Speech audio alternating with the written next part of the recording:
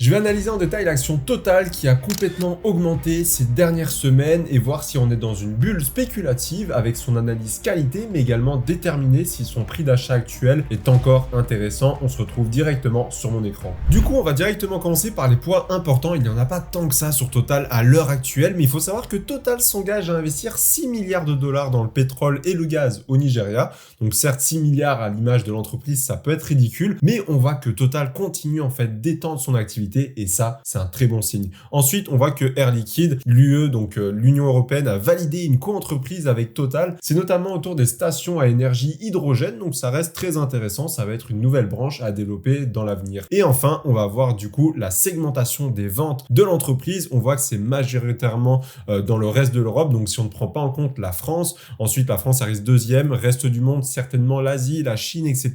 L'Amérique du Nord à 13% et l'Afrique. Et donc on voit que c'est notamment du raffinage et de la chimie avec quasiment la moitié des ventes, ensuite la commercialisation et services, puis gaz, énergie renouvelable et électricité, etc. Donc on va directement voir Total à l'heure actuelle, qu'est-ce que ça donne? On voit son cours, comme je te l'ai dit en début de vidéo, qui est en constante hausse et même fulgurante. Donc là, on voit que l'entreprise est très belle à posséder sur le long terme encore à l'heure actuelle, malgré une belle chute lors évidemment de la pandémie de 2020. Un ratio court-bénéfice, donc un PER qui me semble très peu élevé, mais qui est à peu près dans la moyenne du secteur. Donc qui est de 8 fois le bénéfice net actuel de l'entreprise. Et on voit que sur un an, par contre, l'action est presque à son plus haut historique. Donc à voir si elle n'est peut-être pas surévaluée à l'heure actuelle et on va le déterminer en fin de vidéo. Ensuite, en termes de dividendes, on voit que malheureusement de 2011 à 2018, il a été plutôt stable et même stagnant jusqu'en 2019 a baissé avant de repartir en hausse. On voit qu'en 2022, celui-ci a été très important et en 2023, on prévoit une baisse, donc à voir à la fin de l'année si celle-ci a été réalisée. Mais sinon, son retour sur un an est très positif avec 16% qui est à peu près dans la moyenne du CAC 40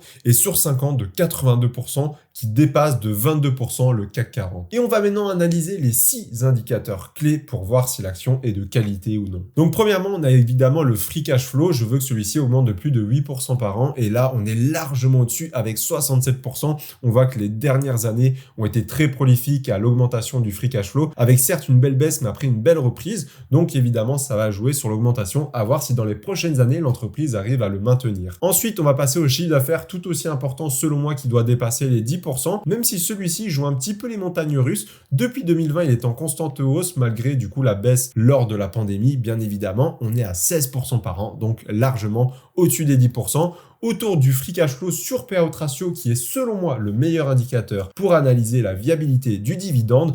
Ici, on a eu un free cash flow assez bizarre par rapport au ratio distribution de 2013 à 2017. Par contre, à partir de cette année-là, on était quand même largement au-dessus en 2020 malheureusement, mais après pour revenir à la normale en 2022 avec 29% qui est largement en dessous des 70%. Ensuite, on va passer évidemment au free cash flow, mais cette fois-ci divisé par le nombre d'actions. Donc celui-ci ne cesse d'augmenter d'année en année et ça c'est très positif, surtout en 2022 où il bat tous les records. Et sur les 5 dernières années, celui-ci a augmenté de 26,7% qui est encore une fois largement au-dessus des 8% que je considère important, mais à voir si celui-ci arrive à tenir dans le temps parce qu'on a vu quand même un free cash flow assez particulier par le passé. Ensuite, la dette sur EBITDA qui est très importante parce que c'est celle-ci qui va déterminer en combien d'années théoriquement l'entreprise peut rembourser sa dette. Je ne veux pas que ça dépasse les 3 années et ici on est largement en dessous avec 0,42, donc l'équivalent d'à peu près 5 mois en fait, donc largement, et on n'a jamais dépassé les 3 en fait depuis 2017 et ça c'est un très bon point malgré une belle hausse en 2020.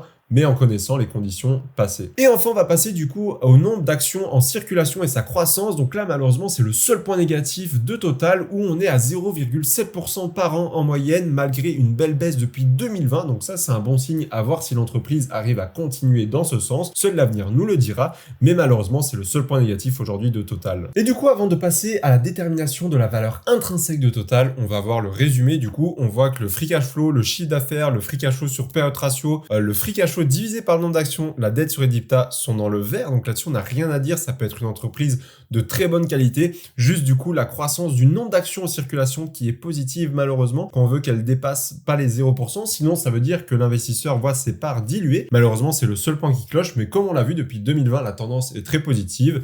à voir ce que ça va donner dans les années à venir. Du coup, maintenant, on passe directement sur mon tableau que tu peux télécharger toi aussi dans la description. C'est totalement gratuit et je t'explique comment le configurer. Et là, en fait, on va analyser du coup Total et sa valeur intrinsèque. Premièrement, avec la Graham Intrinsic Value, la revisitée et la classique pour avoir la moyenne des deux, tu commences à avoir l'habitude. Premièrement, on va voir que j'ai mis une croissance annuelle projetée de 5%, avec aussi des rendements AAA qui ont baissé et donc qui vont donner plus d'avantages à l'action. Donc ici, on a 83 €, c'est écrit en dollars, mais c'est en euros à chaque fois évidemment.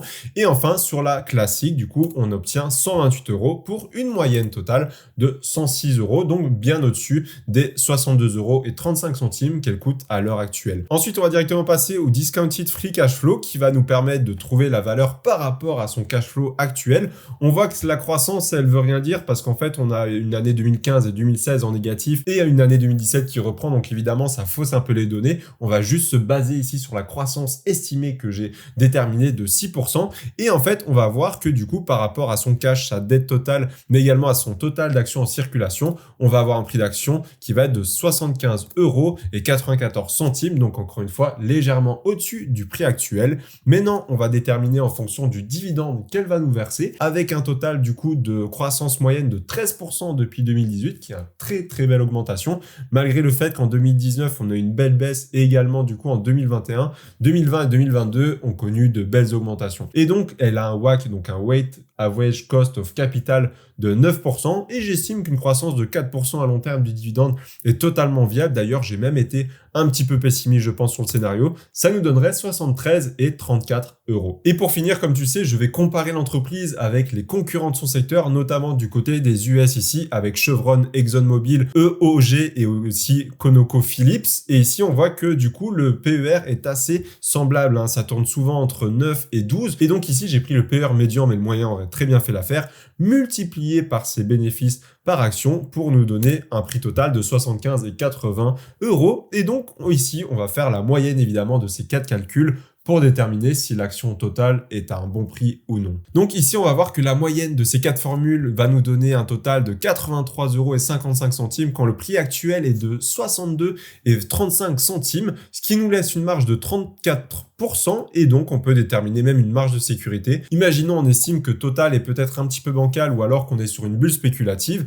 Eh bien, on peut très bien partir sur 10% de marge de sécurité. Dans ce cas-là, 75% serait acceptable. Et même si tu veux mettre beaucoup plus, peut-être je dis n'importe quoi, 20% parce que tu estimes qu'à l'heure actuelle, Total est vraiment sur une grosse bulle et une grosse montée et que ça risque de baisser dans les prochains mois, prochaines années, eh bien, tu peux mettre 20% et dans ce cas-là, le prix serait encore une fois tout à fait acceptable. Attention, évidemment, ce n'est pas pour ça que le prix va atteindre les 83 €. Peut-être que l'action va baisser dès demain et qu'en fait, il fallait l'acheter à 40 €. C'est pas une science exacte, mais ça te permet un minimum de déterminer la valeur intrinsèque. Et donc, comme je te l'ai dit, si tu veux retrouver ce tableau-là, c'est le premier lien en description. Et d'ailleurs, si tu veux voir la dernière analyse d'action qui était sur LVMH, je te la mets juste ici. On se retrouve juste derrière. À tout de suite.